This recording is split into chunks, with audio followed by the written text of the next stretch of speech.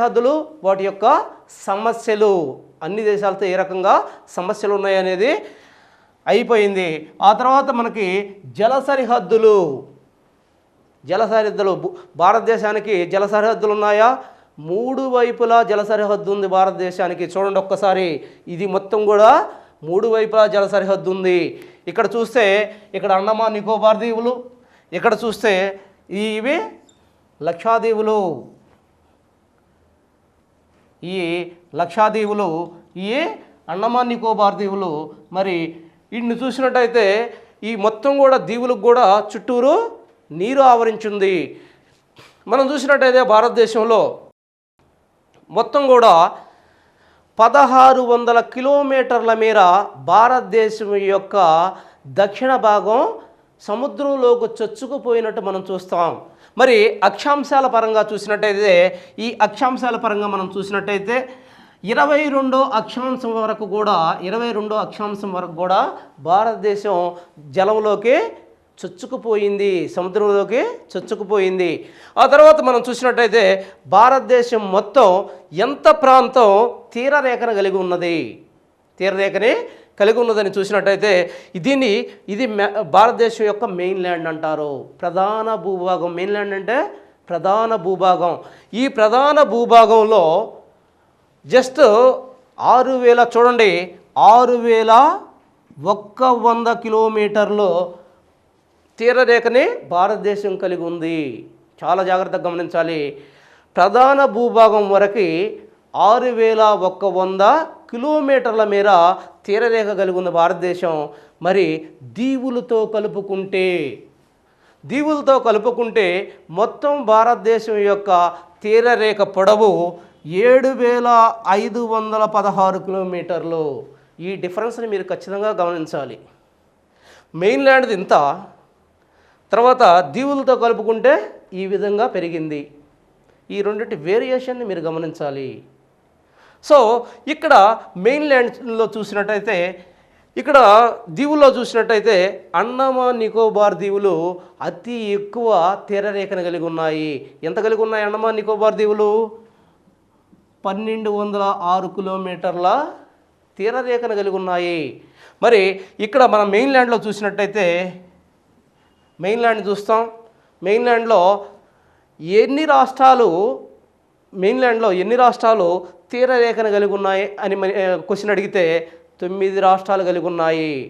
మరి 9 రాష్ట్రాల్లో పశ్చిమంగా 5 రాష్ట్రాలు, చూడండి ఒక్కసారి, తూర్పుగా 4 రాష్ట్రాలు తీరరేఖని కలిగి ఉన్నాయి. చూడండి వరుసగా గుజరాత్, మహారాష్ట్ర, గోవా,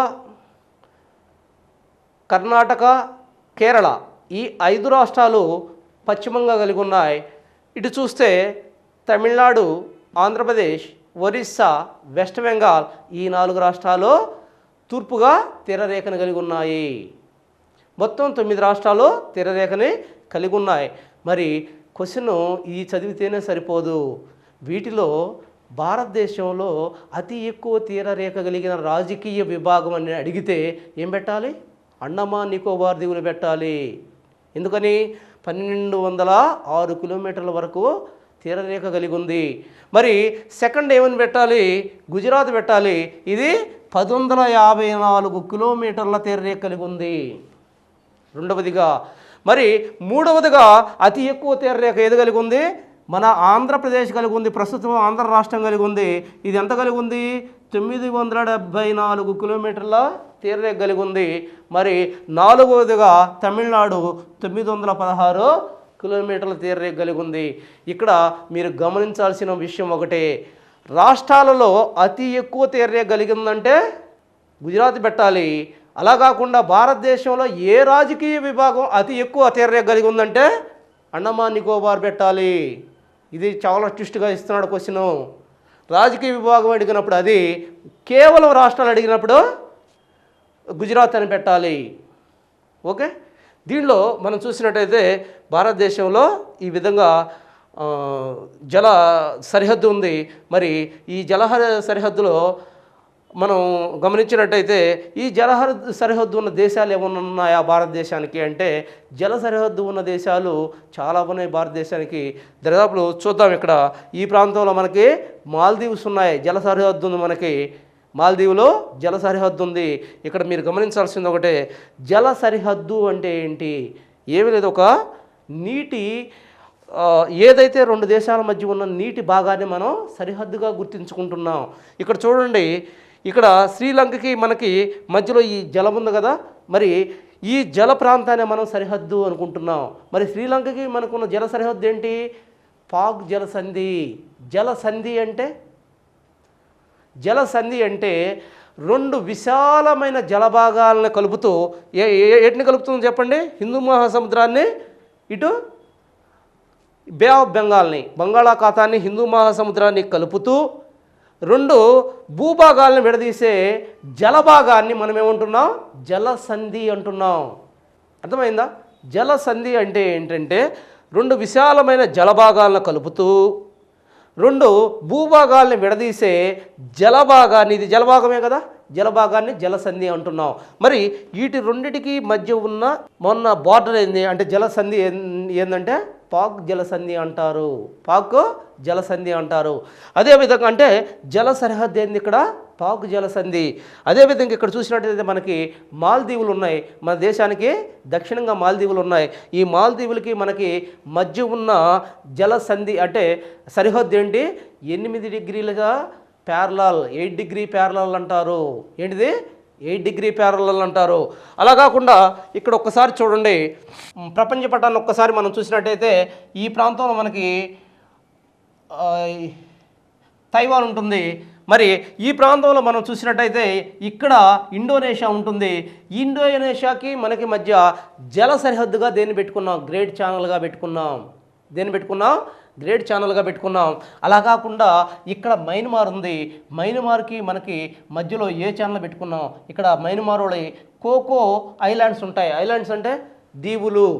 ఈ కోకో ఐలాండ్స్కి మనకి మధ్య అంటే మైనవారికి మనకు మధ్య ఈ కోకో ఛానల్ అనేది ఒక సరిహద్దుగా పెట్టుకున్నాం. కోకో ఛానల్ అనేది సరిహద్దుగా పెట్టుకున్నాం. మళ్ళీ మీకు కన్ఫ్యూజన్ లేకుండా చెప్తున్నాను, చూడండి ఒక్కసారి. దీనికి ఏదైతే శ్రీలంకకి మనకు మధ్య పాక్ స్ట్రైట్ అంటున్నాం, ఇక్కడ చూసినట్టయితే మాల్దీవులకి మనకు మధ్య 8 డిగ్రీ ప్యారలల్ అంటున్నాం, ఇక్కడ చూసినట్టయితే మయన్మార్కి మనకు మధ్య కోకో ఛానల్ అంటున్నాం. అలా కాకుండా ఏదైతే ఇండోనేషియాకి మనకు మధ్య గ్రేట్ ఛానల్ అంటున్నాము. గ్రేట్ ఛానల్స్ అంటే ఏం లేదు, నీటి రహదారులు. రెండు దేశాలకు మధ్య ఉన్న నీటి రహదారులే ఛానల్ అంటున్నాం. అక్కడ భూమి కాకుండా ఆ రెండింటి మధ్య జలం ఉంటుంది. ఆ జలాన్నే మనం సరిహద్దుగా గుర్తిస్తున్నాం. ఈ రకంగా అనేక రకమైన సరిహద్దులు ఉన్నాయి. మరి ఈ సరిహద్దు విషయంలో ఏదైనా సమస్యలు ఉన్నాయా? మనకి శ్రీలంకకు కానీ మనం చూసినట్టయితే యాక్చువల్గా మనకి 3 రకాల సరిహద్దులు ఇక్కడ కనిపిస్తాయి శ్రీలంకలో. ఇందాక మనం పాక్ స్ట్రైట్ అనుకున్నాం, కానీ రెండోది మన్నార్ సింధు శాఖ. ఈ రెండు కూడా జల సరిహద్దులు. ఇంకొకటి భూ సరిహద్దు కూడా ఉంది. ఏంటిది? ఆడమ్స్ బ్రిడ్జ్ అంటారు. ఆడమ్స్ బ్రిడ్జ్ అంటారు. ఈ 3 కూడా దీనిలో సరిహద్దులే. ఆడమ్స్ బ్రిడ్జి ఎక్కడి నుంచి ఎక్కడి వరకు ఉందని అడుగుతున్నాడు, చాలా ఇంపార్టెంట్. ఎక్కడి నుంచి ఎక్కడి వరకు ఉంది? తమిళనాడులోని ధనుష్కోటి నుంచి, ఆ తర్వాత శ్రీలంకలోని తలైమన్నార్ వరకు ఇది విస్తరించి ఉంది. ఆనాటి కాలంలో శ్రీరాముడు దీన్ని నిర్మించాడనే ఒక కథనం కూడా ఉంది. మరి రీసెంట్గా ఇక్కడ ఏం చేస్తున్నారు ప్రభుత్వం? సేతు సముద్రం కెనాల్ అనే దాన్ని ఏర్పాటు చేయాలనుకుంటున్నారు. ఈ ఆడమ్స్ బ్రిడ్జిని పడగొట్టాలనుకుంటున్నారు. మరి మొన్న రీసెంట్గా బిట్ అడిగాడు, ఆడమ్స్ బ్రిడ్జిని పడగొట్టాలనేది బ్రిటిష్ కాలం నుంచి ఉంది. మరి రీసెంట్గా గవర్నమెంట్ ప్రపోజ్ చేసినప్పుడు ఏ ఒక్క రాష్ట్రం దానికి సపోర్ట్ చేసింది? అన్ని రాష్ట్రాలు, భారతదేశంలో అన్ని రాష్ట్రాలు దాన్ని వ్యతిరేకించాయి. గవర్నమెంట్కి వ్యతిరేకంగా ఒకే ఒక్క రాష్ట్రం దానికి సపోర్ట్ చేసింది. ఏ రాష్ట్రం చెప్పగలరా? తమిళనాడు రాష్ట్రం దాన్ని, ఒకే ఒక రాష్ట్రం దాన్ని సపోర్ట్ చేసింది. సో ఈ రకంగా శ్రీలంకకి మనకున్న సమస్యలు ఉన్నాయి. మరి శ్రీలంకకి మనకున్న సమస్యలు, ముఖ్యమైన సమస్య కచాతీవు దీవులు. కచాల్ దీవులు కాదు, కచాతీవు దీవులు. మరి ఈ కచాతీవు దీవుల్ని మరి రీసెంట్గా 1970లో వాళ్ళకి ఇచ్చేయడం వల్ల భారతదేశం శ్రీలంకకు దానం చేసింది. దాంతో సమస్య పరిష్కరించబడింది. ఈ రకంగా జల సరిహద్దులు వాటికి ఉన్న సమస్యలు కూడా మనం చెప్పుకున్నాం ఇక్కడ. మరి ఆ తర్వాత మనం చూసినట్టయితే భారతదేశానికి ఉన్న చిట్ట చివరి ప్రాంతాలు ఏంటి, చాలా ఇంపార్టెంట్. చిట్ట చివరి ప్రాంతాలు ఏంటి? మనం యాక్చువల్గా భారతదేశాన్ని చూసినప్పుడు జమ్మూ కాశ్మీరు ఇటు రాష్ట్రాల వారీగా చూస్తే ఇటు చివర ఉత్తర చివర జమ్మూ కాశ్మీర్, దక్షిణ చివర తమిళనాడు, మరి పశ్చిమ చివర గుజరాత్, ఇటు తూర్పు చివరగా అరుణాచల్ ప్రదేశ్ చూస్తాం. అలా కాకుండా పాయింట్స్ వారీగా మరీ చిట్ట చివర పాయింట్స్గా మనం గుర్తించాలంటే చాలాసార్లు అడుగుతున్నాడు దీన్ని. బాగా చూడండి. ఉత్తర చివర ప్రాంతం, దక్షిణ చివరి ప్రాంతం, పశ్చిమ చివరి ప్రాంతం, తూర్పు చివరి ప్రాంతం గుర్తుపెట్టుకోవాలి. ఉత్తర చివరి ప్రాంతం ఈ ప్రాంతంలో ఉంటుంది. దాన్ని ఇందిరా పాస్ లేదా ఇందిరా కాల్ అంటారు. ఏమంటారు? ఇందిరా కాల్ అంటారు. జస్ట్ ఇందిరా కాల్ అని బిట్టు చదివితే సరిపోదు. అది ఎక్కడుంటుంది? ఇక్కడున్న కారాకోరం అనే ఒక పర్వత వ్యవస్థ ఉంది ఇక్కడ. ఆ పర్వత వ్యవస్థ మీద ఇందిరా కాల్ లేదా ఇందిరా పాస్ అనే దాని దగ్గరలో ఉన్నదాన్నే మనం ఇందిరా కాల్ అంటున్నాము. దాన్నే కిలిక్ దావన్ పాస్ ఏమంటున్నారు? Killick Dhawan pass. మరి ఈ కిలిక్ దావన్ పాస్ దగ్గర ఉన్న ఈ పాయింట్ని మనం ఏమంటున్నామంటే ఇందిరా కాల్ లేదా ఇందిరా పాస్ అంటున్నాం. ఇదే ఉత్తర చివర ప్రాంతం, జాగ్రత్తగా గుర్తుపెట్టుకోవాలి. మరి దక్షిణ చివర ప్రాంతం ఏంటి? దక్షిణ చివర ప్రాంతం మెయిన్ ల్యాండ్లో అయితే మనం ఏమేమి గుర్తిస్తున్నాం? Cape of Cameroon. ఇది ఏదైతే ఉందో ఈ ప్రాంతంలో దక్షిణ చివర అగ్రానంగా మనం దేనికి గుర్తిస్తున్నాం? కేప్ ఆఫ్ కెమెరూన్ ప్రాంతాన్ని గుర్తిస్తున్నాం. దీన్నే మనం ఏమంటున్నాం? తమిళనాడు యొక్క కన్యాకుమారి అగ్రము, కన్యాకుమారి యొక్క అగ్ర ప్రాంతంగా మనం గుర్తిస్తున్నాం. అలా కాకుండా భారతదేశాన్ని మొత్తానికి కానీ మనం చూసినట్టయితే ఇక్కడ ఏదైతే అండమాన్ నికోబార్ ఉందో నికోబార్ దీవుల యొక్క చివరి ఐలాండ్గా అంటే దీవుగా గుర్తించబడ్డ పెద్ద దీవి దాన్ని ఏమంటున్నాం? గ్రేటర్ నికోబార్ అంటున్నాం. ఇక్కడ చూడండి ఒక్కసారి. ఈ గ్రేటర్ నికోబార్లో ఈ చివరగా ఉన్న పాయింట్ని మనం దక్షిణ చివరి పాయింట్గా మనం గుర్తిస్తున్నాం. దాన్ని ఏమంటున్నారు? పిగ్మేలియన్ పాయింట్ లేదా పారసన్ పాయింట్ లేదా ఇందిరా పాయింట్. ఏ పాయింట్లు అంటున్నాం? పారసన్ పాయింట్ లేదా పిగ్మేలియన్ పాయింట్ లేదా ఇందిరా పాయింట్గా మనం పేర్కొంటున్నాము. ఇన్ని 3 రకాలుగా పేర్కొంటున్నాం. అయితే 2004లో వచ్చిన సునామీ తాకిడికి ఈ పాయింట్ నాశనమైపోయింది ప్రస్తుతం. అది కూడా గుర్తుంచుకోవాలి. ఆ తర్వాత వెస్టర్న్గా చూసినట్టయితే, పశ్చిమంగా చూసినట్టయితే అంటే పశ్చిమ చివరగా ఉన్న పాయింట్ పేరేంది? ధార్కా. చాలా జాగ్రత్తగా గుర్తుపెట్టుకోవాలి. పశ్చిమ చివరగా ఉన్న పాయింట్ని ధార్కా అంటున్నాం. ఇది ఎక్కడ ఉంది? రాణ్ ఆఫ్ కచ్ ప్రాంతంలో ఉంది. రాణ్ ఆఫ్ కచ్ ప్రాంతంలో ఉంది. ఇటు తూర్పుగా చూసినట్టయితే కిచుతు లేదా కిముతు, కిచుతు లేదా కిముతు అంటున్నాం. ఇది అరుణాచల్ ప్రదేశ్లో ఈ ప్రాంతంలో మనకు కనిపిస్తూ ఉంది. ఈ రకంగా 4 రకాల పాయింట్స్ని మనం గమనించడం జరిగింది. ఆ తర్వాత మనం చూసినట్టయితే దీవులు, భారతదేశం యొక్క దీవులు. భారతదేశానికి ఎన్ని దీవులు ఉన్నాయి, అవి ఎక్కడ విస్తరించి ఉన్నాయి అనేది చాలా ఇంపార్టెంట్. మరి అసలు దీవులు అనేది చాప్టర్ వచ్చినప్పుడు మనం దీవి అనేది ఏంటి అనేది మనం తెలుసుకోవాలి. దీవి అనేదాన్ని మనం చూసినట్టయితే దీవి అనగా ఒక భౌగోళిక ప్రాంతం, ఏదైనా భౌగోళిక ప్రాంతం తన చుట్టూ నీటిని ఆవరించి ఉంటుందో లేదా నీటిని కలిగి ఉంటుందో దాన్ని మనం దీవిగా చెప్పుకుంటున్నాం. మరి దీవులుగా చెప్పుకుంటున్నప్పుడు ప్రపంచంలో మొత్తం ఎన్ని దీవులు ఉండొచ్చని అంచనా వేయబడ్డాయంటే 5,000 చిల్లర దీవులు ఉన్నట్టుగా అంచనా వేయబడ్డాయి. వీటిలో పసిఫిక్ మహాసముద్రంలో అత్యధికంగా దీవులు ఉన్నాయనుకుంటున్నారు. మరి దీవులన్నీ కూడా ఒక సమూహంగా ఉంటే దాన్ని మనం ఆర్చిపెలాగో అంటున్నాము. ఏమంటున్నాం? ఆర్చిపెలాగో. దీవుల సమూహాన్ని ఆర్చిపెలాగో అంటున్నాం. ప్రపంచంలో అతిపెద్ద ఆర్చిపెలాగోగానే ఏ దేశాన్ని మనం చెప్తున్నాం? ఇండోనేషియాని. దరిదాపులు అనేక వేల దీవుల సమాహారంగా ఇండోనేషియా అని చెప్తున్నారు కాబట్టి అతిపెద్ద దీవుల సమూహంగా ఆర్చిపెలాగోగా ఇండోనేషియాను గుర్తించాం. మరి రెండవ పెద్ద ఆర్చిపెలాగోగా ఫిలిప్పీన్స్ని మనం గుర్తించడం జరిగింది. మరి భారతదేశంలో చూసినట్టయితే భారతదేశం మొత్తంలో కూడా 247 దీవులు ఉన్నాయి. వీటిలో భారతదేశంలో ఒక్కసారి ఇటు చూడండి. భారతదేశానికి ఈ ప్రాంతంలో ఉన్న దీవుల సమూహాన్ని అండమాన్ నికోబార్ అంటున్నాం. ఈ ప్రాంతంలో ఉన్న దీవుల సమూహాన్ని మనం లక్షద్వీపులుగా పేర్కొంటున్నాం. భారతదేశంలో ఇవి చాలా ఇంపార్టెంట్ దీవుల సమూహాలు. అటు చూసినట్టయితే మొత్తం భారతదేశంలో 247 దీవులు అంటున్నాం. 247లో మనకి బంగాళాఖాతంలో 204 దీవులు, తక్కినవి అరేబియా సముద్రంలో ఉన్నాయి. అంతేకాకుండా కొన్ని ఆఫ్షోర్ దీవులు ఉన్నాయి. ముఖ్యంగా ఏదైతే ఈ ప్రాంతంలో శ్రీలంకకి మనకు మధ్య ధనుష్కోటి అని కొన్ని ఆఫ్షోర్ దీవులు ఉన్నాయి. ఇక్కడ చూస్తే ఇక్కడ మహారాష్ట్ర దగ్గర ఏదైతే బాంబే ఉందో అక్కడ సాల్సెట్టి అనే ఒక దీవు ఉంది. ఆ తర్వాత గుజరాత్ దగ్గర అలియాబాట్ అనే ఒక దీవు ఉంది. వీటిని తప్పిస్తే తక్కినవన్నీ కూడా ఈ దీవుల సమూహాల్లోనే ఉన్నాయి.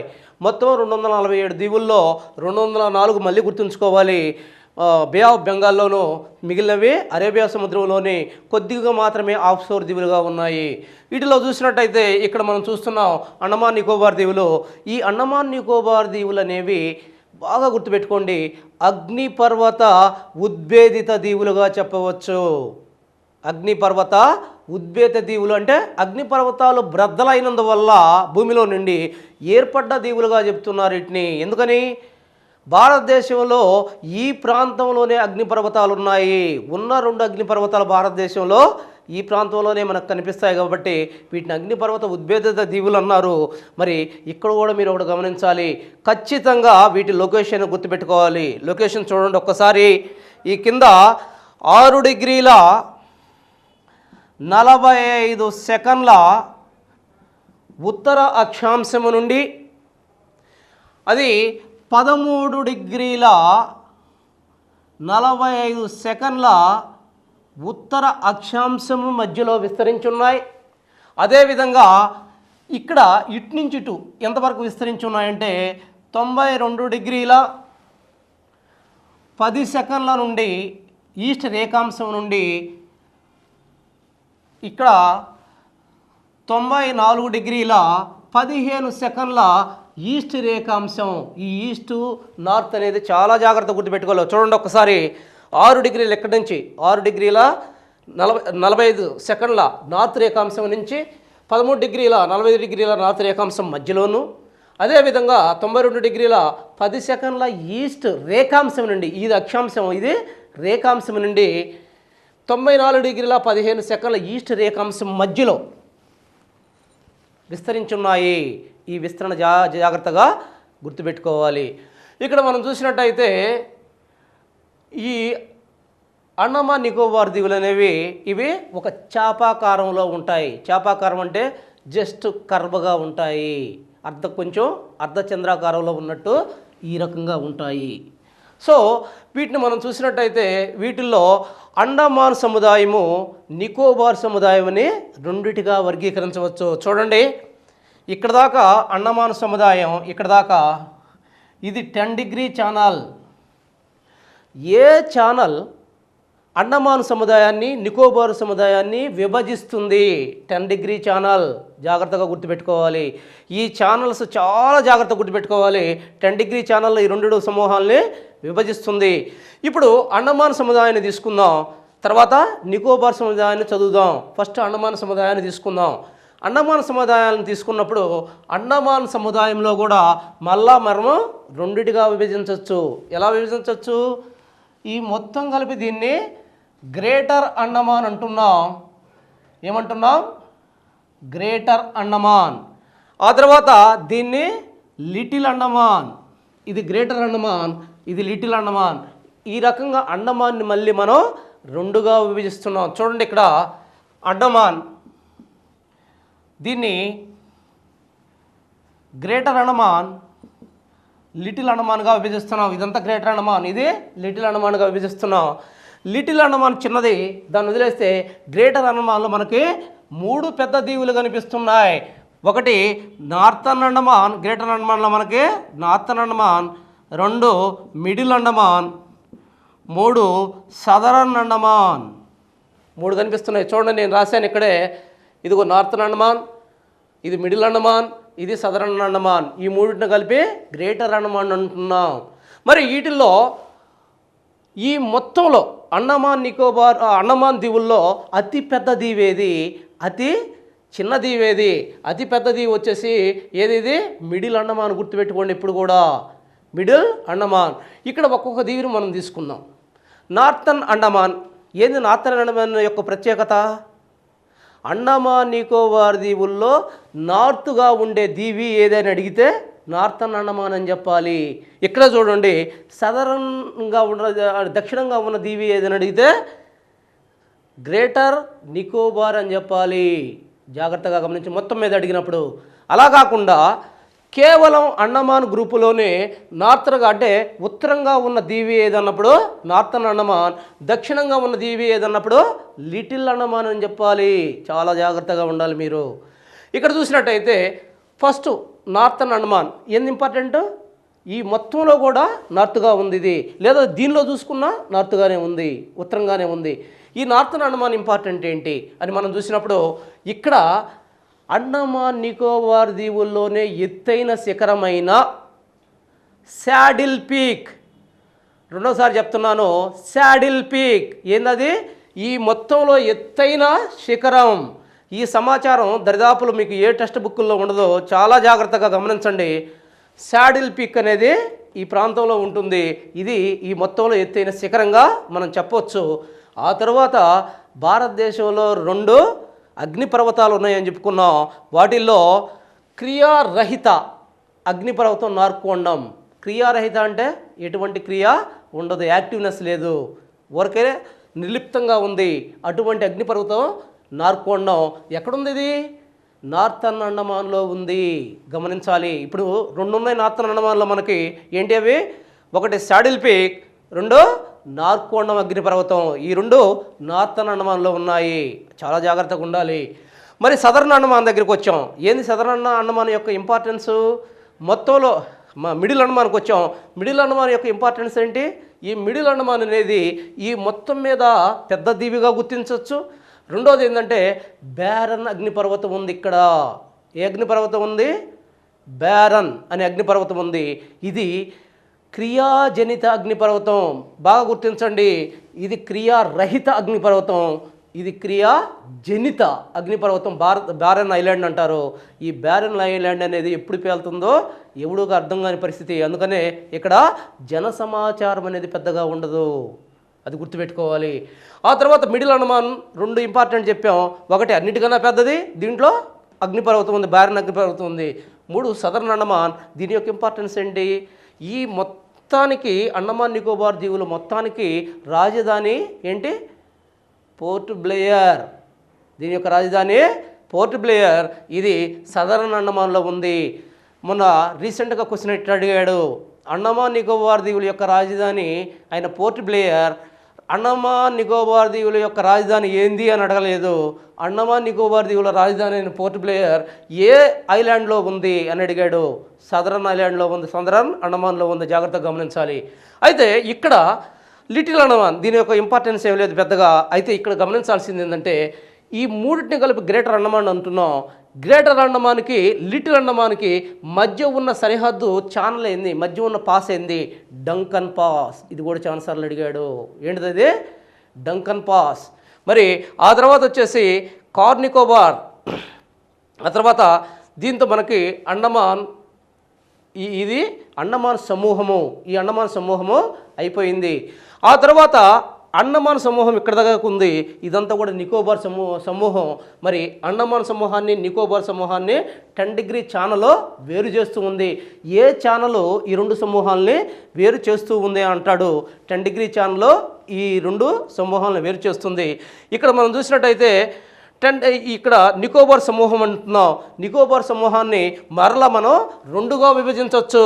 నికోబార్ని మనం చూసినట్టయితే మరలా రెండుగా విభజించవచ్చు. గ్రేటర్ నికోబార్, కార్ నికోబార్, కమౌటా, కచల్, ట్రంకోటా, ఇవన్నీ కూడా దీంట్లో దీవులుగా మనం చెప్పొచ్చు. తర్వాత లిటిల్ నికోబార్, ఇవన్నీ కూడా దీంట్లో ఇదిగా చెప్పొచ్చు. ఇక్కడ చూసినట్టయితే ఈ సమూహం ఏదైతే నికోబార్ సమూహం ఉందో ఇక్కడ ఫస్ట్ గమనించాల్సింది, నికోబార్ సమూహంలో ఉత్తరంగా ఉన్న ఐలాండ్ ఏంది? కార్ నికోబార్. దక్షిణంగా ఉన్న ఐలాండ్ ఏంది? గ్రేటర్ నికోబార్. వీటిల్లో పెద్ద ఐలాండ్ ఏంది? గ్రేటర్ నికోబార్. చిన్న ఐలాండ్ ఏంది? పులోమావి దీవి. ఏందివి? పులోమి దీవి. పెద్దది గ్రేటర్ నికోబార్ కాగా చిన్నది పులోమి దీవి. ఇక్కడ చూసినట్టయితే అంటే ఈ సమూహం వరకు ఉత్తరంగా ఉన్న ఐలాండ్ ఏంది? కార్ నికోబార్. దక్షిణంగా ఉన్న ఐలాండ్ గ్రేట్ నికోబార్. ఇక్కడ చూసినట్టయితే కార్ నికోబార్ లిటిల్ అండమాన్కు మధ్య ఉన్న ఛానల్ ఏంటి? ఎన్ని క్వశ్చన్స్ అంటే కొన్ని వందల క్వశ్చన్స్ మీరు ఫ్రేమ్ చేసుకోవచ్చు. చూడండి, ఈ 10 డిగ్రీ ఛానల్ని మనం ఇందాక ఏమనుకున్నాం? అండమాన్ నికోబార్ దీవుల మధ్య ఉన్న ఛానల్ ఏంటి? 10 డిగ్రీ ఛానల్ అన్నాం. మరి ఇక్కడ ఇట్ట కూడా అడగవచ్చు క్వశ్చను, లిటిల్ అండమాన్కి కార్ నికోబార్కి మధ్య ఉన్న ఛానల్గా కూడా 10 డిగ్రీ ఛానలే. ఇట్ట కూడా క్వశ్చన్ అడగవచ్చు. మరి ఇక్కడ చూసినట్టయితే కార్ నికోబార్, ఇంకొక ఇంపార్టెంట్ ఇది, కార్ నికోబార్కి ఉత్తరంగా ఉన్న దీవి, నికోబార్లో ఉత్తరంగా ఉన్న దీవి. అంతేకాకుండా కార్ నికోబార్కి ఈ కమౌటాకి మధ్య పెంచల్ ఛానల్ ఉంది. చాలా జాగ్రత్తగా రాసుకోండి మీరు కావాలంటే ఏదైనా నోట్స్ మీద. కార్ నికోబార్కి కమౌటాకి మధ్య పెంచల్ ఛానల్ ఉంది. మరి కమౌటా కచల్కి మధ్య, కచల్ దీవులకి తర్వాత లిటిల్ నికోబార్ దీవికి మధ్యలో సోంబ్రేరీ ఛానల్ ఉంది. సోంబ్రేరీ ఛానల్ ఉంది. మరి అదే కాకుండా లిటిల్ నికోబార్కి ఆ తర్వాత గ్రేటర్ నికోబార్కి మధ్య ప్రైజ్ ఛానల్ ఉంది. దీన్నే సెయింట్ జార్జ్ ఛానల్ అని కూడా అంటారు. ఏ ఛానల్ అంటారో? సెయింట్ జార్జ్ ఛానల్ అని కూడా అంటారు. దాని కిందగా యాక్చువల్గా ఉన్న గ్రేట్ నికోబార్ ఉంది. ఇది పెద్ద దీవి.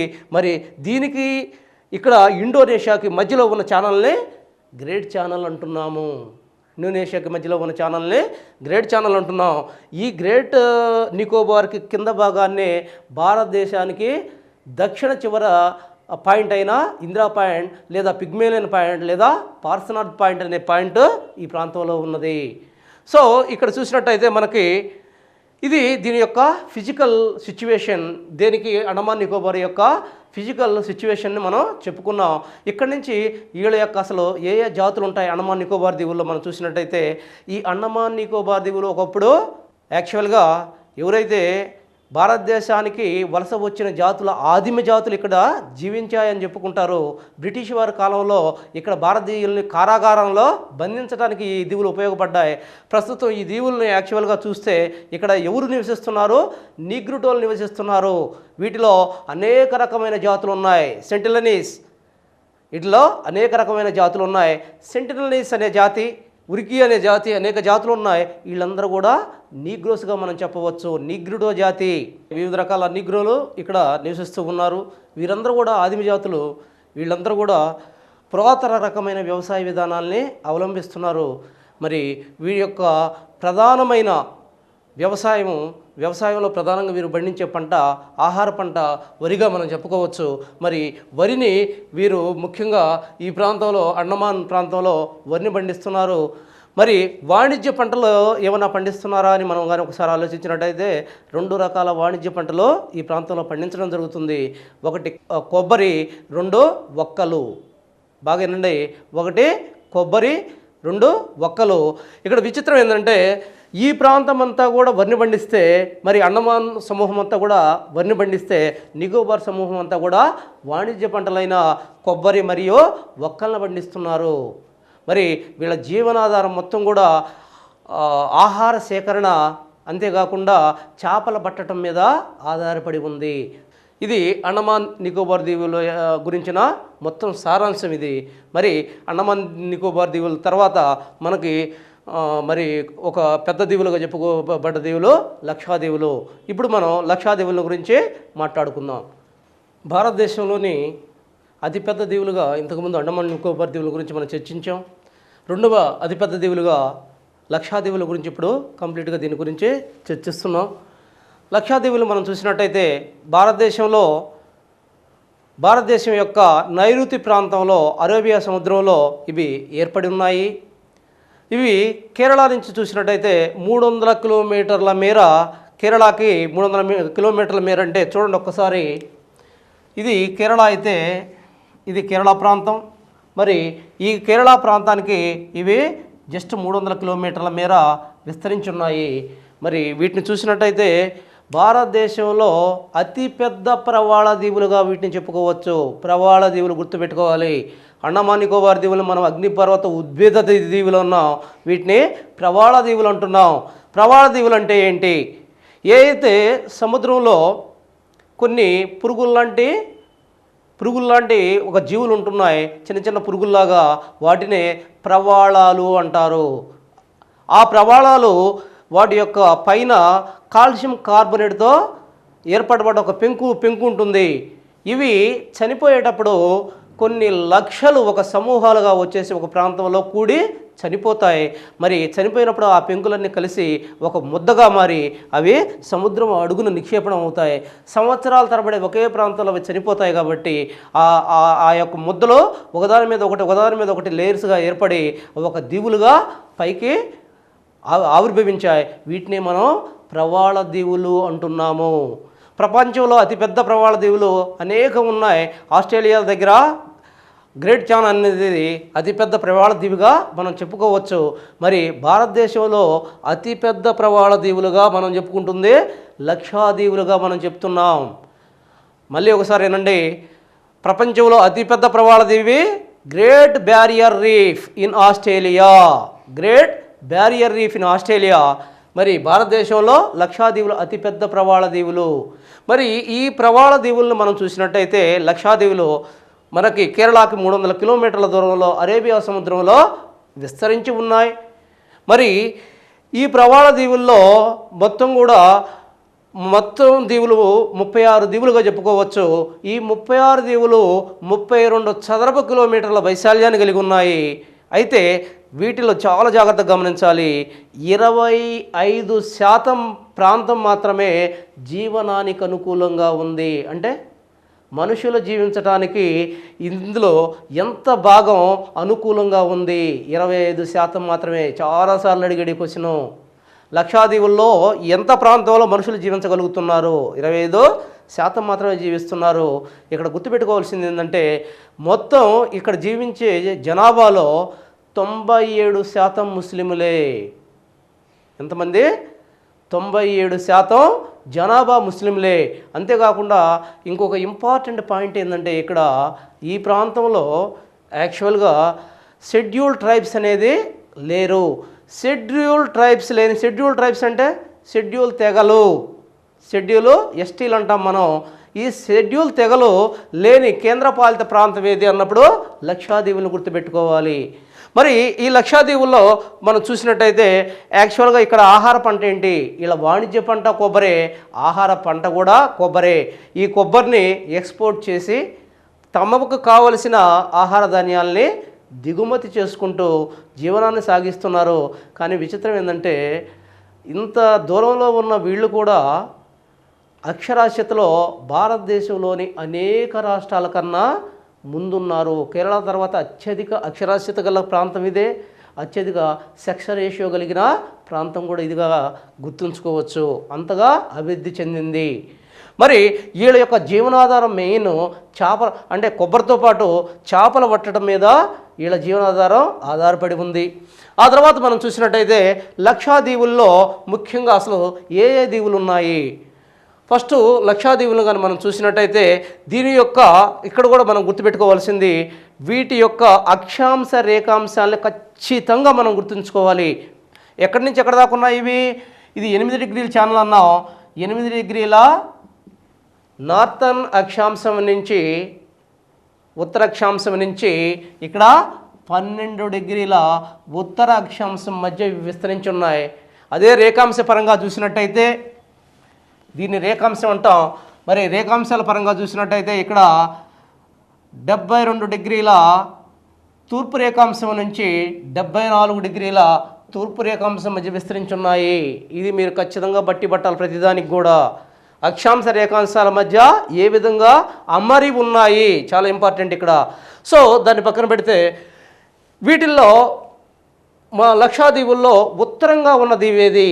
కోరాదీవి. దక్షిణంగా ఉన్న దీవి ఏది? మినిక్కాయ్ దీవి. క్వశ్చన్స్ దీని నుంచి కూడా ఒక 10-15 లేదా 20-25 క్వశ్చన్స్ మీరే తయారు చేసుకోవాలి. పెద్ద దీవి ఏది? చిన్న దీవి ఏది? దక్షిణంగా ఉన్న దీవి ఏది? ఉత్తరంగా ఉన్న దీవి ఏది? మరి ఇది వీటిల్లో ఏ దీవుల మధ్య ఇది 11 డిగ్రీ ఛానల్ ఉన్నది? గుర్తుపెట్టుకోండి. అమీన్ అగర్తీ దీవులకి కన్ననూరు దీవులకి మధ్య ఉన్న ఛానల్ ఏంది అని అడిగాడు ఇటీవల కాలంలో. ఏమని అడిగాడు? ఇక్కడ అమీన్ దీవులకి కన్ననూరు దీవులకు మధ్య ఉన్న ఛానల్ ఏంటి? 11 డిగ్రీ ఛానల్. జాగ్రత్తగా గమనించాలి. ఆ తర్వాత కవర్తే. ఏంటిది కవర్తే అనేది? ఇది లక్షాదీవుల యొక్క రాజధాని. లక్షాదీవుల రాజధాని అయిన కవర్తే ఏ దీవుల సమూహంలో ఉంది? చూడండి, క్లియర్గా కనిపిస్తుంది మీకు. ఏ దీవుల సమూహంలో ఉంది? కన్ననూరు దీవుల సమూహంలో ఉంది. ఏ దీవుల సమూహంలో ఉంది? ఇదంతా కన్ననూరు దీవుల సమూహం. ఈ కవరత్ అనేది దీని రాజధాని ఈ దీవుల సమూహంలో ఉంది. మరి ఇక్కడ 9 డిగ్రీ ఛానల్ లక్షాదీవుల్లోని ఏ దీవుల మధ్య ఉంది? ఇక్కడ సుహ్రేలీకి మినిక్కాయ్ దీవుల మధ్య ఉంది. ఏంటి మినిక్కాయ్ దీవి యొక్క ఇంపార్టెంట్? అతిపెద్ద దీవి, దక్షిణంగా ఉన్న దీవి కూడా ఇదే వీటిల్లో. అంతేకాకుండా మినిక్కాయ్ దీవి యొక్క ఇంకొక ఇంపార్టెంట్ ఏంటంటే 8 డిగ్రీ ఛానల్ దీని గుండా ప్రయాణిస్తూ ఉంది. 8 డిగ్రీ ఛానల్ దీని గుండా ప్రయాణిస్తూ ఉంది. ఏ దీవి గుండా 8 డిగ్రీ ఛానల్ ప్రయాణిస్తుందంటే మినిక్కాయ్ గుండా ప్రయాణిస్తూ ఉంది. అంతేకాకుండా ఏ దీవికి మాల్దీవులకు మధ్య 8 డిగ్రీ ఛానల్ ఉందంటే అది కూడా మినిక్కాయ్ దీవికి మధ్యలో. మినిక్కాయ్ దీవికి మాల్దీవులకు మధ్యలో 8 డిగ్రీ ఛానల్ ఉంది. 2 రకాలుగా అడుగుతున్నాడు క్వశ్చన్స్. 8 డిగ్రీ ఛానల్ ఏ దీవి గుండా ప్రయాణిస్తుంది? మినిక్కాయ్ దీవి గుండా. 8 డిగ్రీ ఛానల్ ఏ దీవికి మాల్దీవులకు మధ్యలో ఉంది? మినిక్కాయ్ దీవి. ఇది చాలా జాగ్రత్తగా మనం గమనించాలి. సో లక్షాదీవులో ఈ రకంగా మనం వాటి యొక్క దీవుల సమూహాన్ని, వాటిని వేరు చేస్తున్న అనేక రకాలైన ఛానల్స్ని, అంతేకాకుండా అక్కడ ఏ ఏ జాతులు జీవిస్తున్నారు, వాళ్ళ యొక్క ఆహార అలవాట్ల గురించి మనం ఇప్పుడు చర్చించుకున్నాం. మరి ఈ విషయాలని మీరు జాగ్రత్తగా గమనించాలి. సో ఇప్పుడు మనం మొత్తం కూడా అంటే నియర్లీ 9 పాయింట్లు మనం భారతదేశ క్షేత్రీయ అమరికలో ఏ ఏ పాయింట్లు భారతదేశం క్షేత్రీయంగా ఏ విధంగా అమరి ఉందనే దాని గురించి మొత్తం కూడా మనం 9 పాయింట్లు చెప్పుకున్నాం. దాని యొక్క ఉనికి, వైశాల్యం, రాజకీయ విభాగాలు, అంతేకాకుండా దాని యొక్క భూ సరిహద్దులు, జల సరిహద్దులు, వాటి సమస్యలు, ఆ తర్వాత సరిహద్దు చివరి ప్రాంతాల గురించి, అంతేకాకుండా మన దీవుల గురించి కూడా లాస్ట్గా దీవుల గురించి కూడా మనం క్షుణ్ణంగా ఇక్కడ మనం చర్చించడం జరిగింది. మరి వీటి అన్నింటిని కూడా మీరు మ్యాప్ని ఆధారం చేసుకునేసి ఏదైతే మీ దగ్గర అట్లాస్ ఉంటుందో ఆ అట్లాస్ ఆధారంగా దీన్ని స్టడీ చేస్తే మీకు మంచి ఫలితాలు లభిస్తాయి.